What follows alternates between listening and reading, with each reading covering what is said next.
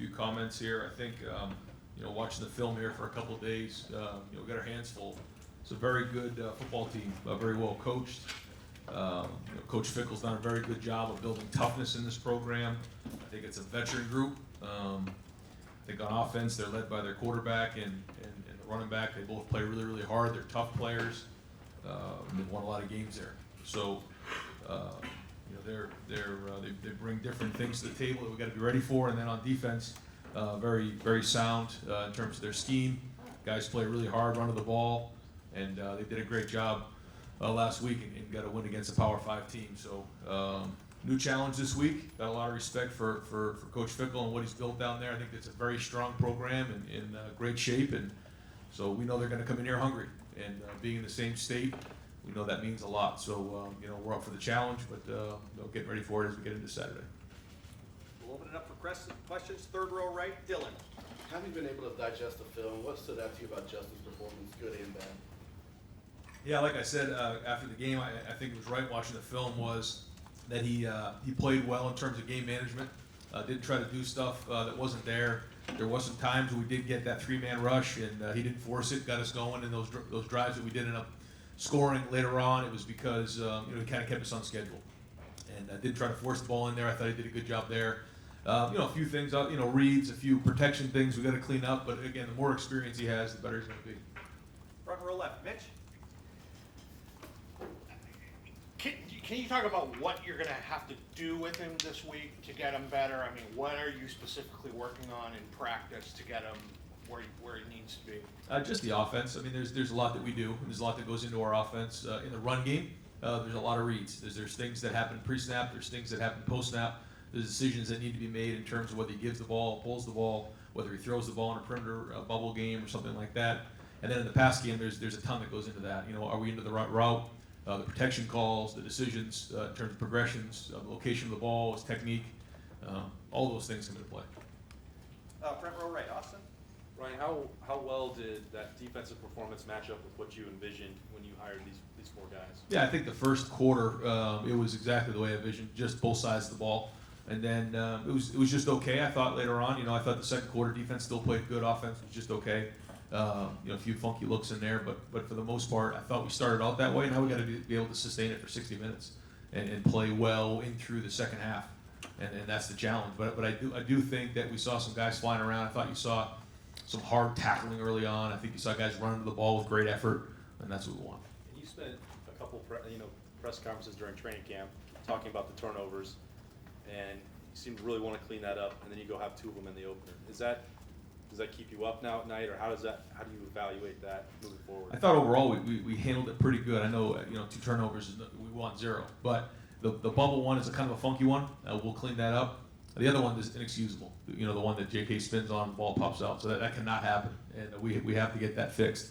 But I thought in terms of throwing game, the receivers catching the ball, for the most part, the ball when you look at it on film, it was secured, it was locked away. It wasn't like it was loose all over the place and balls are flying all over the place like I've seen. In some of the games and opening games, but that doesn't mean anything in this week. We got to get to 0 turnovers because that's what the plan to win says, and we got to follow that. So, it'll still be an emphasis this week and moving forward. Obviously, JK's been doing this a long time. He knows that that's important. Do you have to have a conversation? Do you do different drills with them? How do you proceed with a guy like that? No, I think you just learn right there. When he spun out of that, he puts himself at, he's a high exposure, and anytime you spin, you're putting yourself at, exposed. And I think more.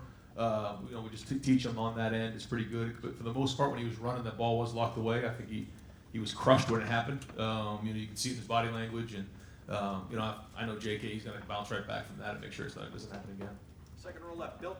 Ryan, for any young quarterback, how difficult of a learning curve is it to sort of not get forced off your spot in the pocket quickly and maybe, I don't know, not react to pressure that's not totally there yet? And is it any more difficult to get a feel for that when you are athletic and think you can make things happen with your legs? Yeah, I think there's a long answer to that. I think learning to play in the pocket is something that happens over time.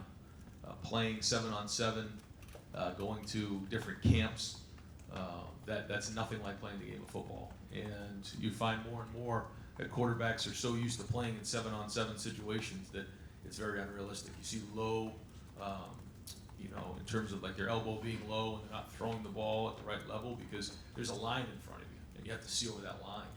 And when you're athletic, you find ways to survive. How do you survive? You get yourself out of trouble and run. Somebody who's maybe not as athletic, they have to figure out ways to survive. And the way that they survive is by getting the ball out on time, having checkdowns, being accurate with football, and getting a rhythm. When you have somebody who can escape the pocket, you have to figure out ways to keep him in the pocket and train him the right way so that he feels comfortable when he's in there. And I think from day one of spring practice to where Justin's in right now is considerably different. And we have to keep building on that. But he stood in there and took some shots. The one he threw to Chris Olave, he took it right in the chin, and I thought he threw one heck of a ball down the field. The touchdown to Rucker, he got hit right in the mouth. He stood in there. That's playing in the Big Ten, and that's what it's going to be like moving forward. And then it did seem like Florida started bringing a lot of pressure on you guys after you got up big 28-0 or whatever it was. Just how do you think the offensive line sort of handled that when sort of throwing different looks at you? I actually, after watching the film, was more pleased with the way the offensive line blocked than I thought coming off the field. There was some funky looks. I thought there was more yards to be had in the run game than that was actually there.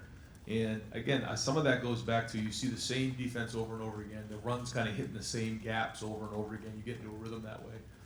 And although it wasn't clean and they did try to bring a bunch of stuff at us, I thought for the most part we moved them. You know, Jonah Jackson had 9 knockdowns in the game, which is significant. I think Josh Myers had 6 knockdowns, and those guys played with effort.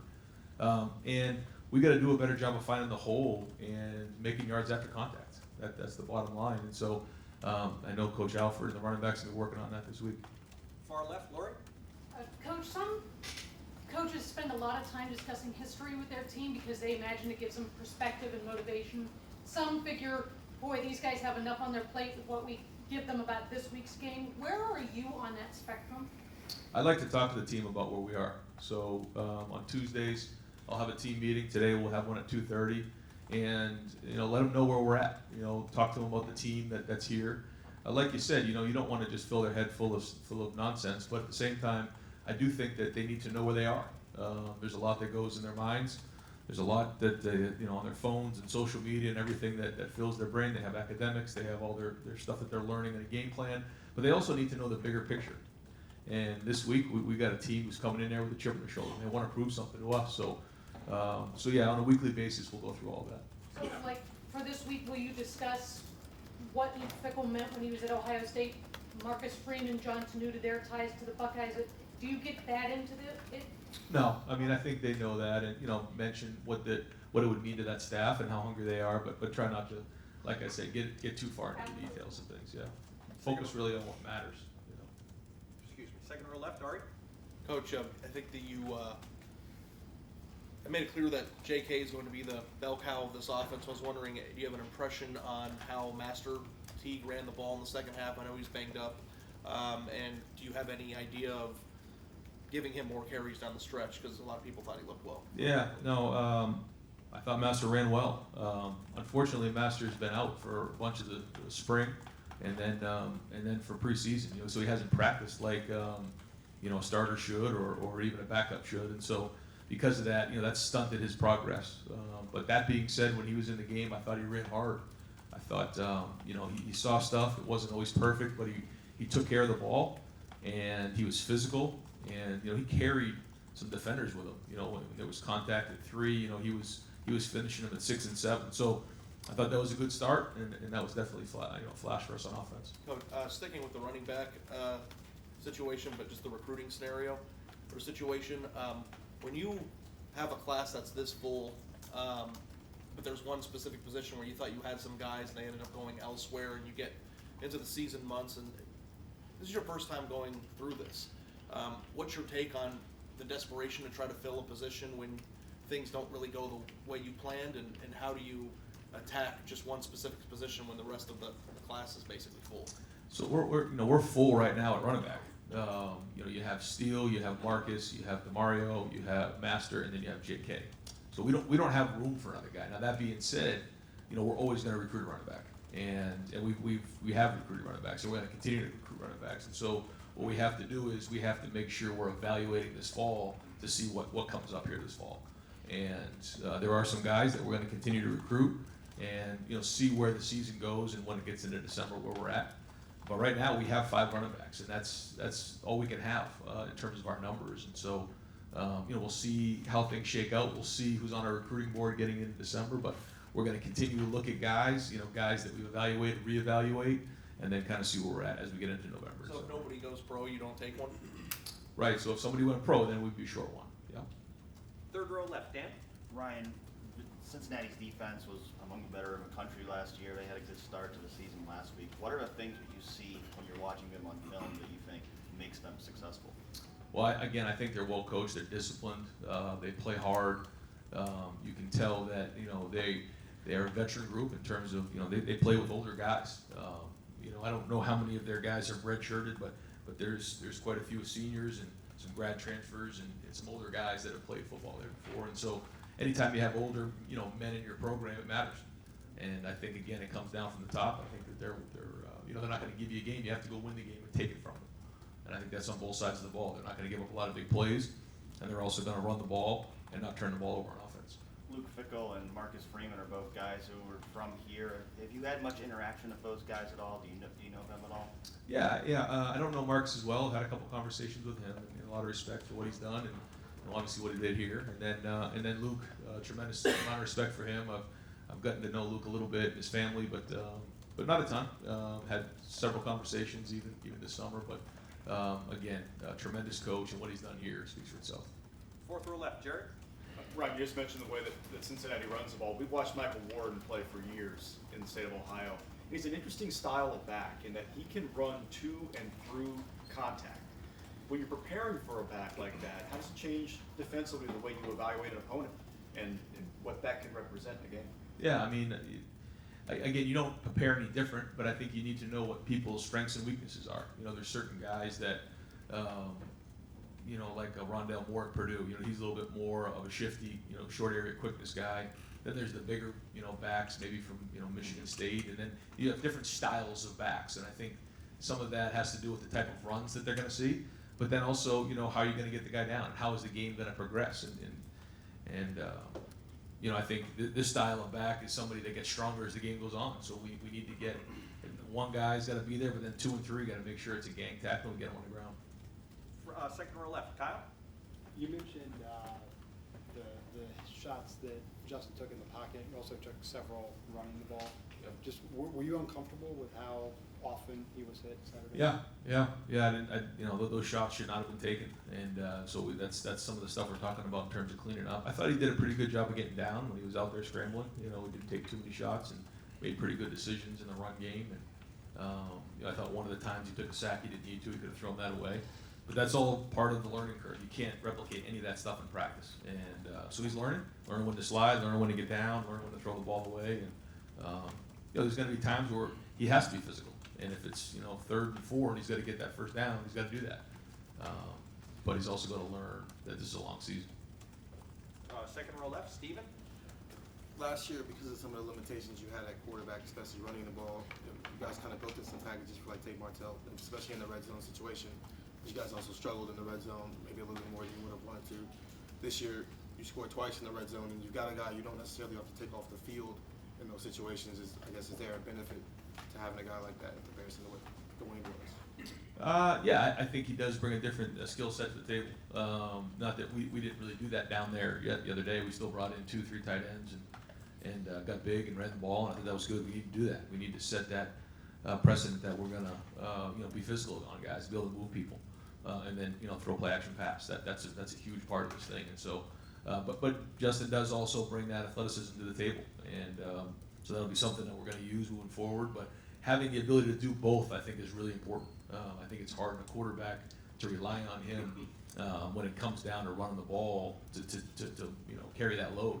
And so we do have 2, 3, 4 tight ends that we can put in a game, and we need to get those guys in there and let them move people. Are you happy that you don't have to take the quarterback off the field this year to be able to do that? For sure.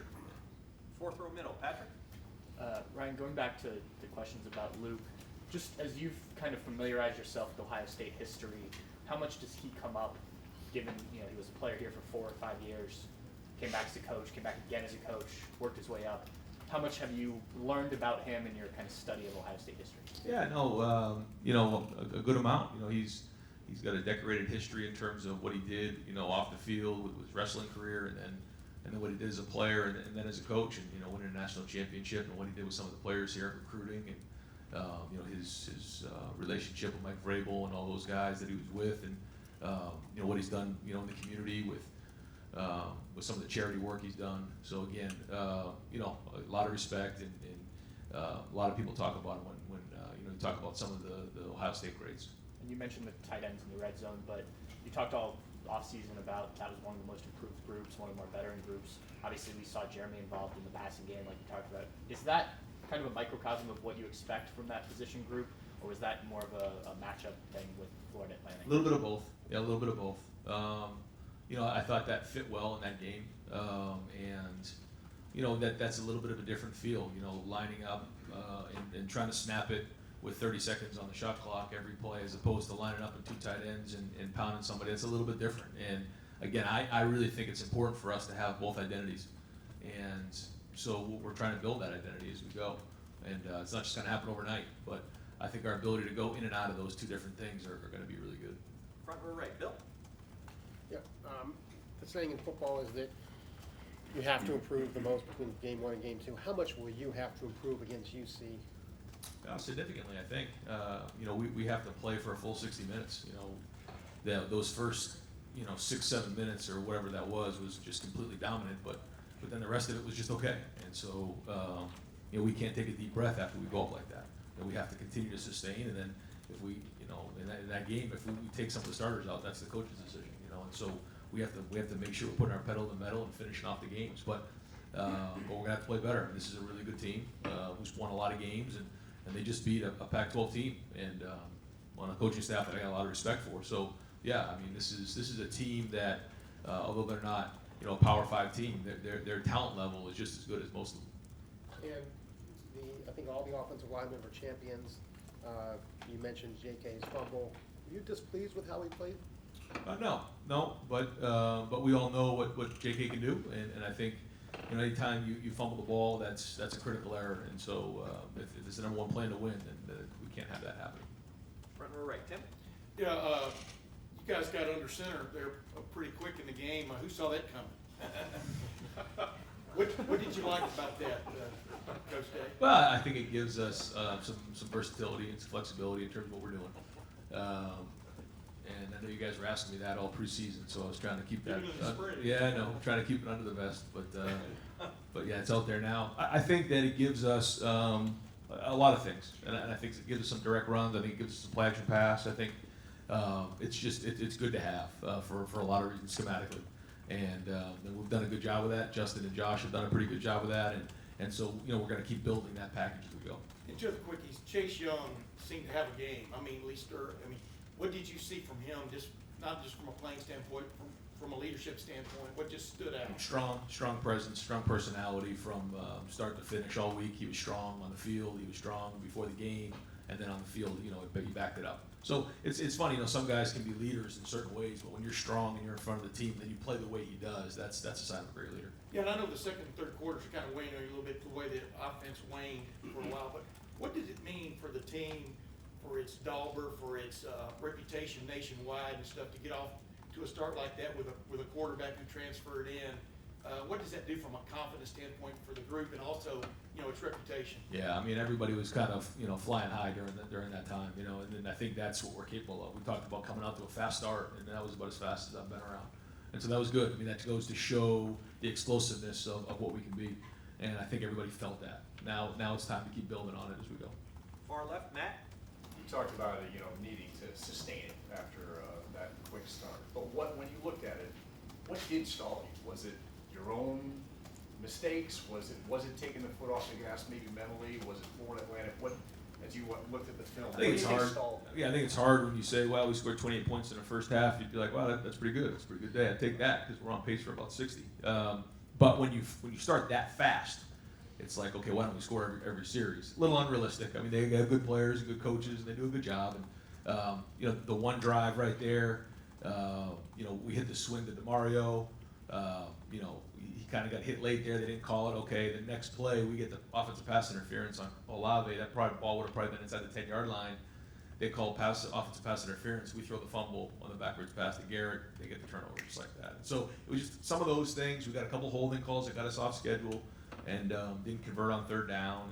So some of those things. And then I think we came out in the third quarter. We kind of pounded it on them a little bit, got a couple drives going, and then kind of finished the game. So a little strange, the way the game played out, but a lot to learn from. Is there any improvement area that you look at from week 1 to this week that jumps out at you, like we have to get this, fixed? Just overall execution, and playing clean and no turnovers, for sure. And then the penalties got to get cut down.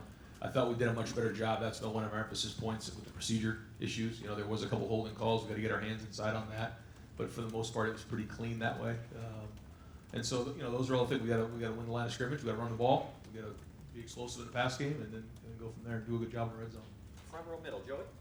You talked a bit about Justin already, but looking back, was there a favorite play or sequence that got you particularly excited about his potential? Believe it or not, it was one of his throwaways on third down. There was nothing there.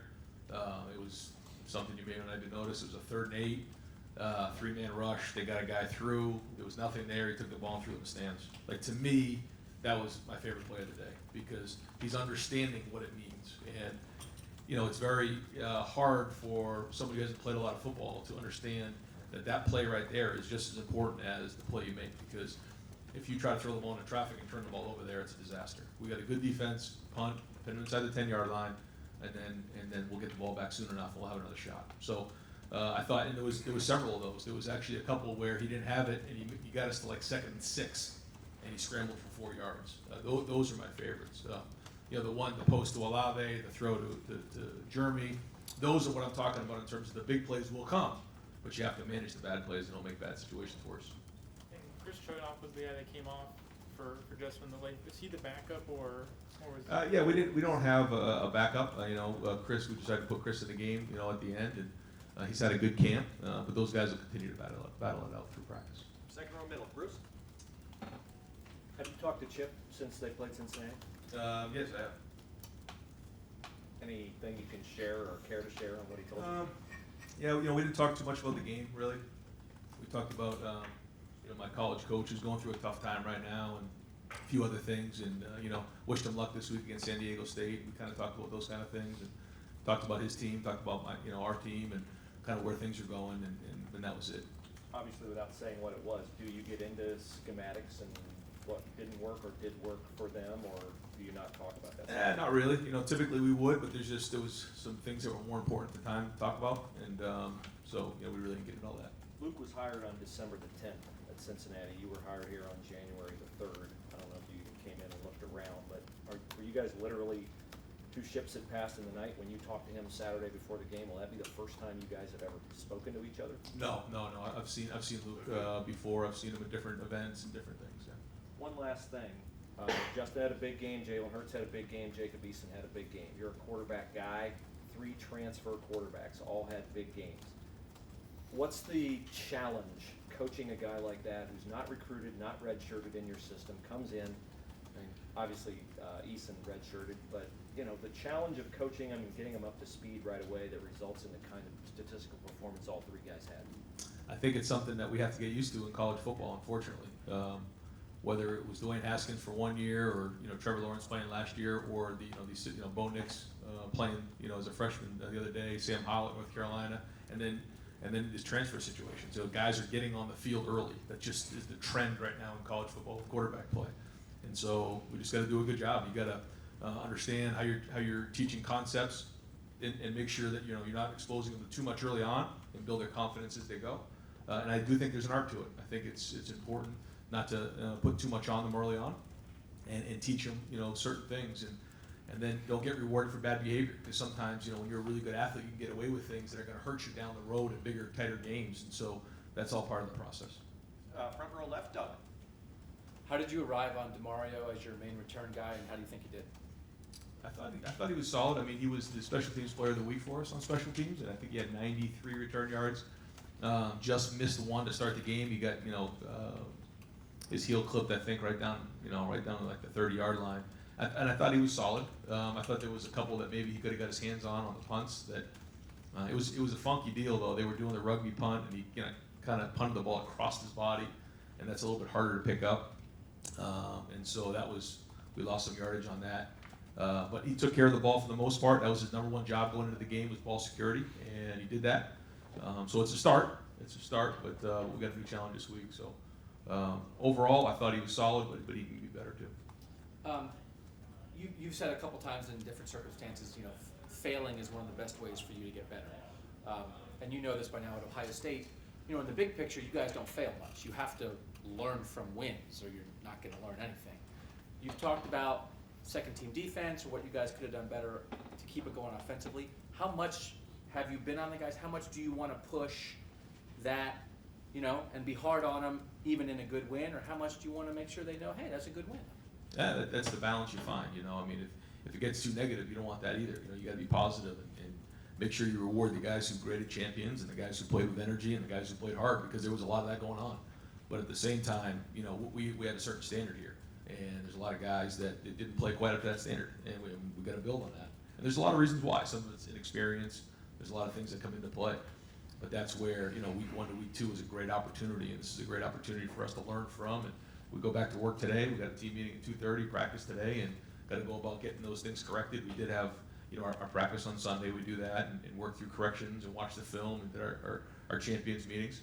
But this is the art of coaching right now. This is where you got to get it on film. Now it's real, and let's make the corrections and move forward. This is a backwards question, and I apologize. You and Luke both were sort of like a fill-in head coach here at Ohio State. In those 3 games for you last year, I know all you cared about was doing the best by the team and winning those games. The idea, somewhere in the tiny back recesses of your head that didn't matter as much, how did you balance I hope by staying within this structure of Ohio State, I hope I can at least give people an impression of that I'd be good at this. Like, it's not my this is the Ryan Day full experience, but I want them to know, yeah, I can handle that. What was that like for you? Well, like I said, it was day to day, but when you have a job to do, you got to fill into that role, and I think sometimes you're ready for it, and so many different things come into play in those situations. And we had a tremendous team, tremendous coaches, tremendous administration that we all got together and we worked through that. Some great leaders on that team, and so it was those 3 games. It wasn't easy, but we got through it. We worked through it, but I think when you're in that role, you have to take on that role. You have to wear that hat. It's a different hat than being a coordinator, a position coach, or anything like that. And so yeah, you have to kind of trigger that job description, and that's what I tried to do the best I could. And we're here now. In the end, when you got done with those 3 games, you won for the program, and that was the most important thing. Did you also feel like, yeah, I showed people who Ryan Day was? Not that was the most important thing, but you have personal goals too. Yeah, but again, it was just on to the next game for me right at that point. I wasn't really thinking about any of that stuff, and if you really start focusing on things like that, you can get distracted. And I honestly just tried to do the best I could and just focus on beating I think it was Tulane the next game, and just keep building and keeping the offense going and getting Dwayne going. And when you're in this building, there's so much that goes on. You don't really have time to think much. I mean, it's on the game planning and meetings and practice, and it just kind of goes. And then sometimes when you step out of the building, you realize you're coaching, and there's the outside world going on. So not a lot of time to do that, and kind of we're getting into that rhythm right now as we get into game 2. And final couple individuals, right next door, Nathan. You mentioned taking the snaps under center gives the offense more versatility. Was that something you would have wanted for the quarterback this year, whether it was Justin or not? And specifically for him, how does it make him more effective? I don't know. Justin felt comfortable under center, and it worked. It's not like we've never tried this before. Some things work, some things don't. Some things make sense, and that's kind of like I was talking about going into the season. What's the journey? What's it going to look like? We have new pieces to the puzzle, and trying to stay ahead schematically, and it worked. So, not that it wouldn't have worked in the past or with somebody on the quarterback, but it seems to be working right now. We like it. Did you give him and Myers any advice about how to build that rapport, or is that overrated, that center quarterback? Oh no, it's real. It's real. So anytime we had a fumble exchange during practice, we made them both do a lap together, So, and that started off early in the spring. And as they go around the field together and run together, they have a little conversation about how to get it right. So it gives them a little time to think that through. A little bonding. Sorry about that. Final questions, front row, middle, Dave? Ryan, of all the things you have going on as a head coach during a game, if a defense throws something at you that you're not expecting, how difficult is it to make in-game adjustments compared to everything else you have going on? Is that kind of at the top of the list of It is. most difficult things? It is. And Kevin and Mike, I thought the communication there was really good. And I think with Stud, I think we're pretty good at that now. And so we can recognize kind of what's going on in game and make pretty good adjustments. And so take pride in that, but yeah, that's kind of on the forefront, and then you just kind of lean on everybody else to go through. But one of the things I do have to do is click over, when the defense is over there to make sure if they need a timeout or something like that, I'm involved. So there is a little bit of a balance there. And this week, do you kind of have to expect the unexpected from Cincinnati's defense, or do you kind of feel like they are what they are? They'll have something that we haven't prepared for. That they'll have a good plan, and that they'll have a few change ups for us. I know that'll be part of it. And they've had all summer to game plan, and so we got to be able to adjust and move on from there. Great. Coach, thank you very much.